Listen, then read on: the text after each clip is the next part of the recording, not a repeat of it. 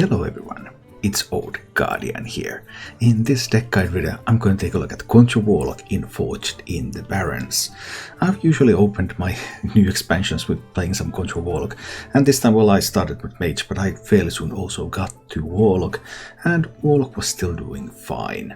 Control Warlock didn't really get much in the way of new cards in Forged in the Barrens, because Warlock got this miserable, like, destroy stuff in your own deck and maybe something happens. Terrible archetype. But Control Warlock still has access to Tickatus, it still has access to Asura's, that corruption synergy. And yeah, you can destroy all other decks so you beat every other control deck. Well, no other control decks are being played, so this is also the only control deck that is seeing play at the moment. There are a few alternatives on how to build this deck. I'm still in the Cascading Disaster camp, although the Tickatus camp is also doing pretty well, so you can use your 4-mana slot either for Cascading Disaster or for Tickatus. And it's not yet certain which one of those is going to be better in the long term. I still believe in Cascading Disaster myself. I'm also trying out the new Warlock Legendary, Tamsin Rome. It seems to be quite mediocre. It has some good effects, like you play that and you play some Drained Souls and stuff and you get some free healing and a bit of additional removal. But there are no shadow spells that are really game defining, so usually Tamsin just gives you a bit of value, but it might be something else in this deck too. I'm also still running one Acidic Swampus as a tech card, but we'll see how all that Paladin and Rogue thing is going to work out, if it's even needed. So there's still a bunch of open questions, but I already did like playing this deck a lot and had good success with it as well. While Forged in the Barrens didn't give much for Control Warlock, Corset gave a lot. Lord Jaraxxus is a phenomenal late game win condition. According to statistics, Lord Jaraxxus is now better than Envoy Rustwix, and you probably don't want to run both, so I'm in the Lord Jaraxxus camp. I really like that card. I also played with the Alexstrasza the Lifebinder. It just seems to me like it's much better than the old Alexstrasza. It's a phenomenal card, and I don't understand why more people are not including it in their Control Warlock decks. And the Talon Fordring, draw your highest cost minion, has also proven to be excellent for this specific archetype. As for the mulligans with the deck, you're generally looking for Armor Vendor, you're looking for Spirit Jailer, you want to get on board on one, then you start tapping, drawing more cards, getting your win conditions together. If you're in a slow matchup, then you also want to keep Tickatus. Because slower matchups against control combo decks, you just really want to get to burn those cards as quickly as possible, and there won't be a lot of early pressure. But if you're up against aggro, yeah, Tickatus is not going to help you, so don't keep it in those matchups. Now, let's go take a look at Control Warlock in action, and if you enjoyed this content, please like this video and check out my Twitch channel, where I live stream Hearthstone. Let's see what we can find.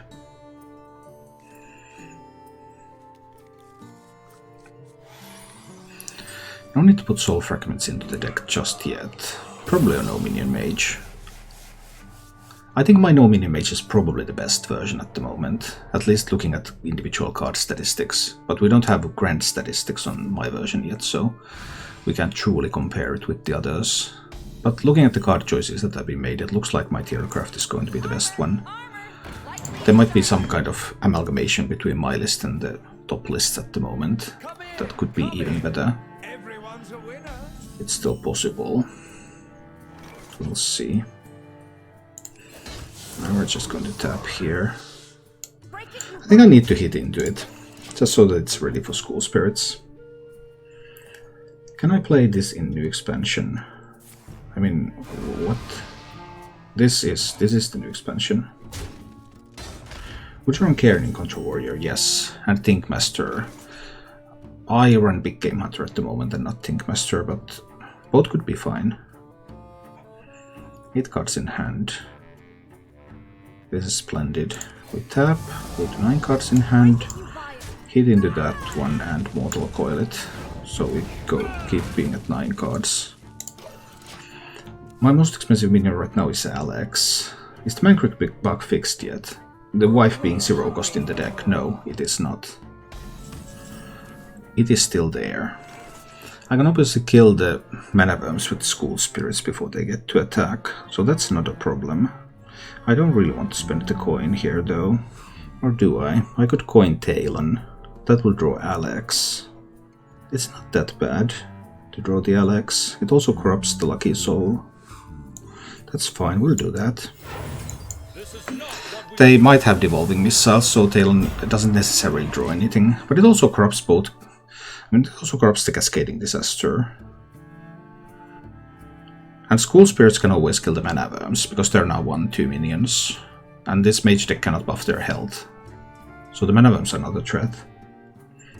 Reg is pretty much all to include. In Control Warrior, yeah.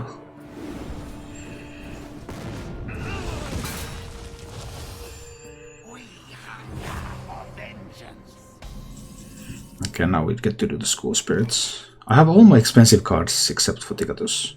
The doesn't recognize that I have Jaraxxus here. Oh well, this is where the School Spirits come in.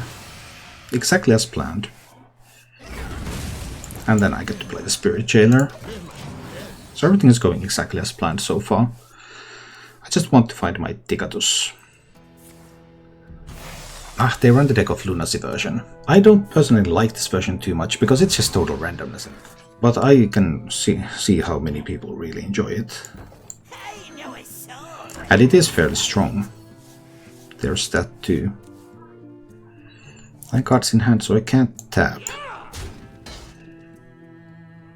I could play Tamsin if I don't want the value.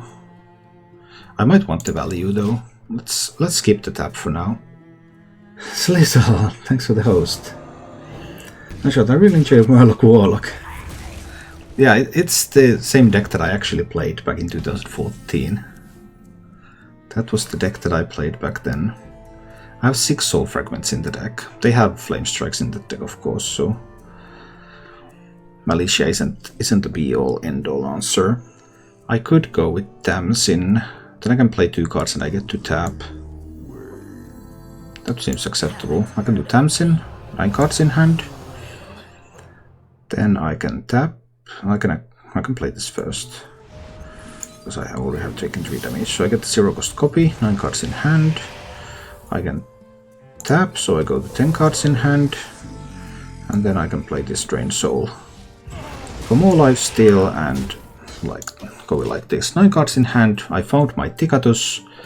Now I'm able to play Sociologist next turn to answer if they have a board, and then I will be able to start burning their stuff. So that we can destroy that Kutoon. Unless they've been like saving Kutoon cards in the hand. That would be scary, wouldn't it? Is it worth to build this Warlock you're playing at the moment? Well, I have no idea. Nobody does. I just really want to corrupt the Tickatus. We'll do Militia. That was a main deck secret. They sometimes run Netherwind Portal, they sometimes run Ice Barrier. Those are typically the secrets that they run. Kutoon is kind of because of Lunacy. Oh, yeah, that's true, I forgot about that. Well, then it's just destroying their cards. It's still good. But true, anything can happen from here. Because it's Lunacy. Now we have this corrupted Tickatus, so let's play that. Destroy a few of those cards. Get rid of a Mask, a Soul Mirror, a Grand Finale, an Initiation, and Stand Against Darkness. Not bad, not bad. 9 cards in hand, I suppose I might as well play the Dead Set Cultist out there too. Just chilling. Do I just want to do Tickatus again next turn? I mean, 5 cards is always 5 cards. It doesn't really matter at which point you destroy them. Okay, now it starts to matter because they're drawing so much. Then actually destroying 5 cards is useful. Okay.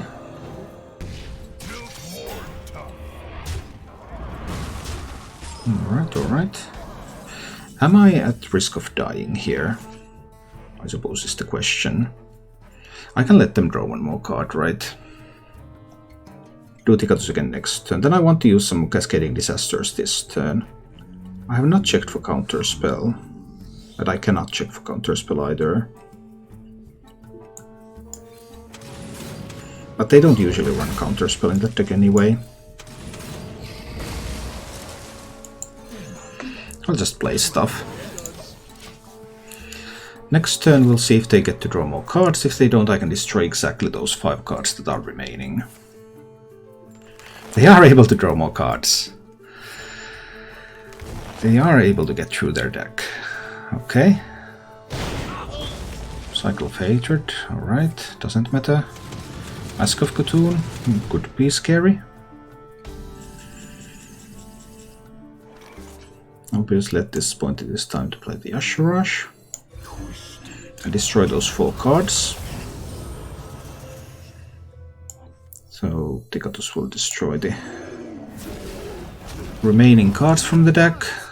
Ooh, Survival of the Fittest, that was scary. And we'll destroy some minions. Why not? Why not? And I might as well draw some more cards from my deck. Maybe I can even find some fragments. I have 9 fragments in that deck. So if I can pick up some fragments, I could get some healing. Now they have... Is it 4 of those expensive cards? There's not a lot of Tetrarchal minions that would have died this game. Not a bad dunk tank. Go down to 9 health. Okay, so we Mortal Coil away the Talnos. I think I'm healing myself with the Alex, right? That's probably the Ice Barrier there. Healing with the Alex seems pretty good. The alternative is to play Jaraxxus. Jaraxxus might be even better. I go to 14. 14 should be fine. Let's just play Jaraxxus. I think 14 should be fine here.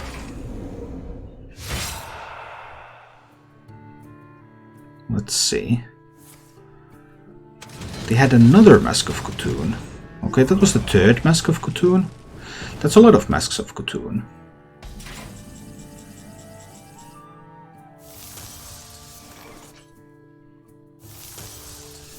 Well, at this point I do need to Alex myself. Yeah. That sort of stuff. But then back to the real games against these mages. And these mages, they can burn.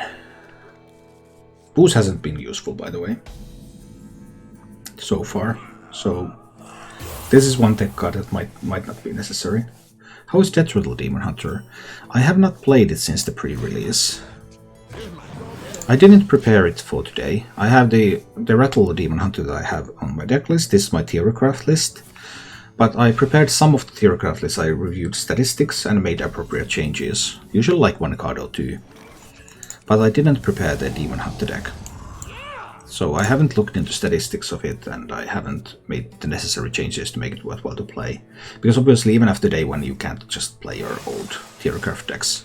Let's go. This could get tough. They had Font of Power and Deck of Lunacy in their opening hand, which means that they now hold a lot of power in this deck. We'll need some good draws to be able to match them. They have a huge tempo advantage. Turn spells in your deck into ones that cost 3 more, keep their original cost. So they will be able to just play like 3, 6, 9 mana more worth of cards per turn than I can.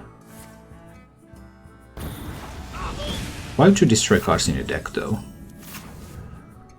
That seems awfully strange.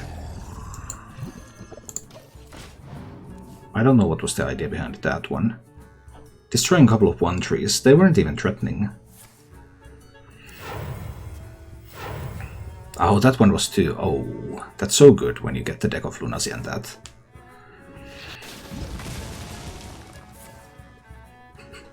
They had 2 of these in their opening hand before they played Deck of Lunacy. Their opening hand was Font of Power, Deck of Lunacy, Double Refreshing Springwater. That's the strongest opening hand I have ever seen. And here we get to see the power of that. Here we get to see the power of that tempo that they have. I can't do Tamsin into School Spirits yet.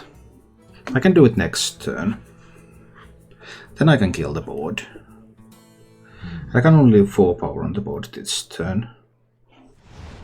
Maybe I can clear the board. We'll find out soon.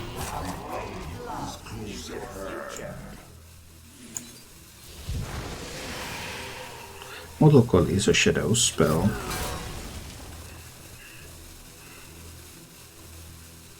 I'll still spend one coil here.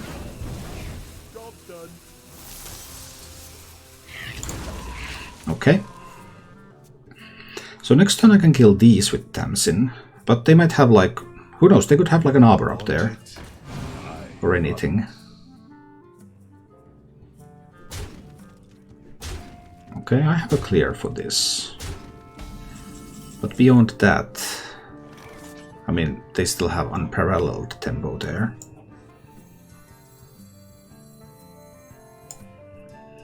What if I were just Hysteria that one? It kills all the imps. Leaves just a bunch of imps behind. Maybe Hysteria, that is fine. Leaves 3 imps behind. Too bad I can't corrupt the Lucky Soul Hoarder. I still think I want to play it. I want stuff on this board. Obviously this is a very difficult position. My draw is mediocre and they had the worst nuts I have, not the best nut draw I have ever seen. Font of Power, Deck of Lunacy, double Refreshing Spring Water as their opening hand. That is totally insane.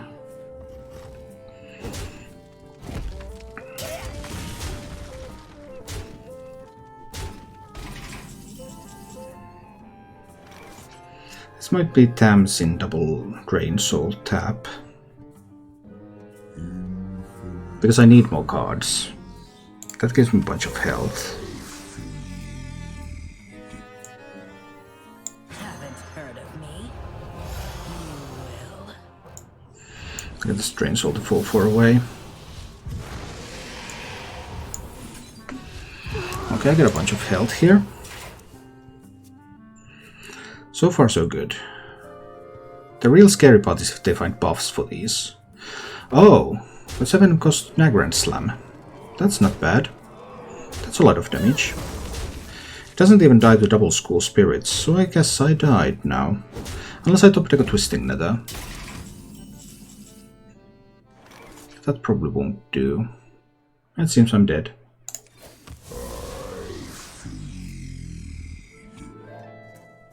I got 10. They have 10. Yeah, I died. Thank you for watching. If you enjoyed the show, please click the like button and subscribe to my channel for more.